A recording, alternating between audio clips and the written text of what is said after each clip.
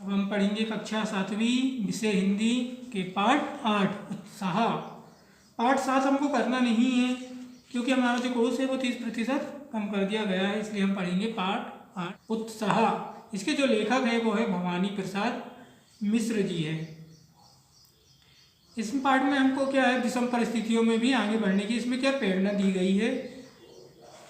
इसमें हमें बताया गया कि हमारे समय कितनी भी कठिन परिस्थिति क्यों ना आ जाए, हमें लगातार आगे बढ़ते रहना भी चाहिए। चलते चलो और चलते चलो, लहरों में लपटों में चलते चलो, फिसड्डी रहे और जीते रहे। इससे बुरी जिंदगी कौन सी, बड़ी और शर्मिंदगी कौन सी। आराम छोड़ो उबलते चलो, लहरों में लपटों में चलते चलो। भला यात्रा का मुहूर्त भी है, कहीं बैठे रहने की सूरत भी है। निकलता चला जा रहा है समय, मुहूर्त न सोचो मचलते चलो। लहरों में लपटों में पलते चलो। कभी तुम शेर थे ठीक है, उसी ख्याल में डूबना लीक है। जमाना कहाँ से कहाँ जा चुका, जरा भाग अपना बदलते चलो। लहरों में लपटों में पलते चलो। तो इसका हम अर्थ देख लेते हैं, इसमें क्या कहना चाहता है कवि। तो इसमें कविता का जो सारांश है, इसमें कवि कहना चाहता है, कवि ने क्या किया है, देशवासियों को सर्वदा बढ़ते रहने के लिए इसमें क्या किया, आह्वान करता है। जीवन में हमें कठिन से कठिन परिस्थितियाँ भी आगे बढ़ते रहना चाहिए। हमें किसी की दया और सहारे पर नहीं बल्कि अपने आत्मविश्वास और मेहनत पर भरोसा करना चाहिए। समय हमारे साथ है, हमें आगे बढ़ने के लिए किसी का इंतजार नहीं करना चाहिए। यह भी सोचना व्यर्थ है कि सैकड़ों वर्ष पहले हम श्रेष्ठ थे। महत्वपूर्ण तो यह है कि हम वर्तमान की कमियों को पूरा करने के लिए उत्साह से आगे कार्य करने हेतु बढ़ते चले। उसके बाद दिए इसके हम देखते हो, कभी कहता है कि हमें कठिन से कठिन परिस्थितियों में भी रुकना नहीं है, मतलब बढ़ते ही चलना है। सैकड़ों सालों से हम फिसड्डी रहे और दूसरों पर आश्रित रहे, हमने कभी आत्मनिर्भरता प्राप्त नहीं की है। यह हमारे लिए बड़े शर्म की बात है। अब हमें आलस्य को त्याग कर अपने अंदर एक उत्साह पैदा करना चाहिए और उस उत्साह से हमें आगे बढ़ना चाहिए। समय के साथ चलने से ही कामयाबी हमें मिलती है। रुकने का विचार छोड़कर हमें क्या है, आगे बढ़ते रहने का सोचे। किसी जमाने में हम सर्वश्रेष्ठ थे, किंतु उस बीती सफलता को देखकर खुश नहीं होना चाहिए। जीवन वर्तमान समय से जूझने के और संकेत देता है। सारा संसार विकास कर रहा है और हम मात्र दर्शक बन देख रहे हैं। अब हमें अपने भाग्य को बदलना होगा, पुरानी रूढ़िवादी विचार हटाने होंगे और वर्तमान समय के साथ हमें क्या आगे बढ़ना होगा। इसके बाद हम देख लेते हैं इसके शब्दार्थ। लहरों में यानी जीवन के उतार चढ़ाव में, लपटों में जीवन में आने वाली कष्टों को ज्वालाओं में, फिसड्डी पीछे रहने वाले, किसी का दिया हुआ दूध पीते रहते का मतलब होगा दी हुई सहायता या कर्ज से पलते रहे। फिर दिया है शर्मिंदगी यानी होता है शर्म की बात। फिर है उबलते चलो यानी उत्साह या जोशपूर्वक चलते चलो। फिर दिया है मुहूर्त यानी शुभ समय। फिर दिया है बैठ रहने की सूरत, रुककर बैठे रह जाने की स्थिति या काम बंद कर देने की दशा। फिर दिया है हमको मचलते चलो यानी जिद करके अपनी धुन में बढ़े चलो। बड़े शेर यानी बहुत शक्तिशाली, ख्याल में डूबना यानी विचारों में खो जाना। फिर दिया है लोक परंपरा, फिर भाग्य यानी भाग्य।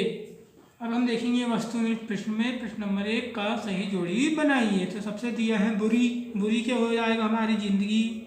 उसके बाद हो जाएगा बड़ी, बड़ी हो जाएगा हमारा शर्मिंदगी। फिर बड़े, बड़े क्या हो जाएगा शेर।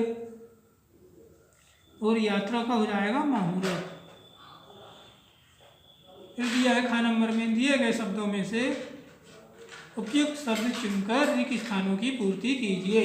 फिसड्डी रहे और जीते रहे, किसी का दिया खालिस्तान पीते रहे तो क्या हो जाएगा हमारा दूध। इसके बाद दिया है भला यात्रा का खालिस्तान भी है तो क्या मुहूर्त। फिर हो जाएगा कभी तुम बड़े खालिस्तान ये ठीक है, क्या हो जाएगा? शेर। इसके बाद दिया है जरा खालिस्तान अपना बदलते चलो, तो क्या हो जाएगा? भाग्य।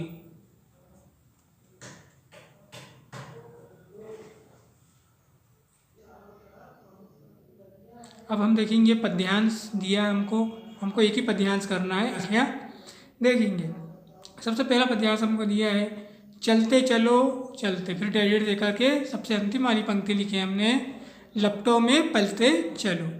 इसके बाद दिया है संदर्भ। अब संदर्भ में हमें 3 चीज़ आती है, जैसे पाठ्य पुस्तक का नाम है, पाठ का नाम और कवि का नाम है। तो संदर्भ हमारा हो जाएगा प्रस्तुत पंक्तियाँ हमारी पाठ्य पुस्तक सुगम भारती की उत्साह नामक कविता से अवतरित की गई है। इसके रचयिता भवानी प्रसाद मिश्र है।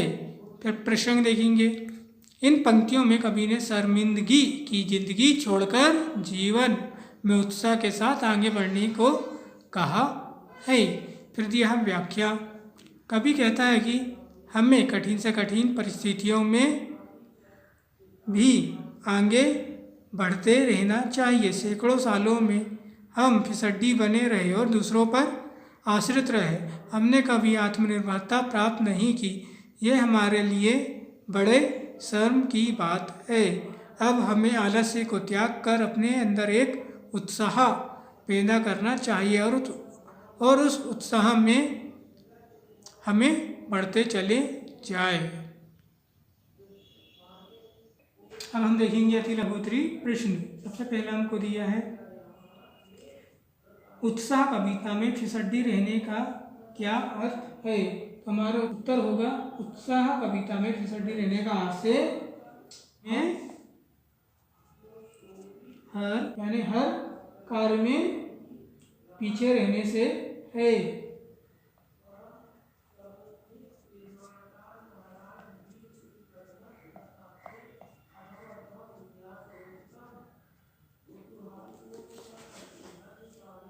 रहने से है।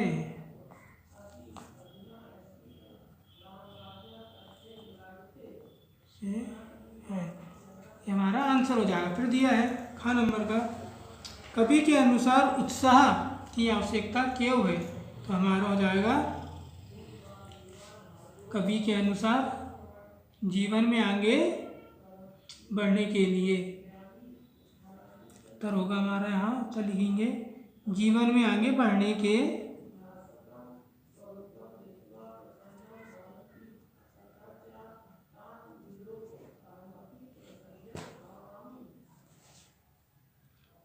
के लिए।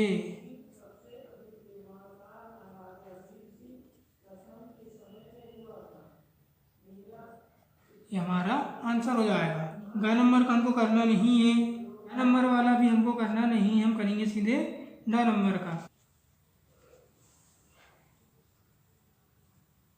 अपने अतीत पर अभिमान करते रहना उचित है? तो हमारा उत्तर होगा नहीं, हमें केवल अपने गौरव का मान करते रहना नहीं चाहिए, बल्कि जीवन में आगे बढ़ते रहना चाहिए। इसके बाद हम देखेंगे लघु उत्तरी प्रश्न उत्तर।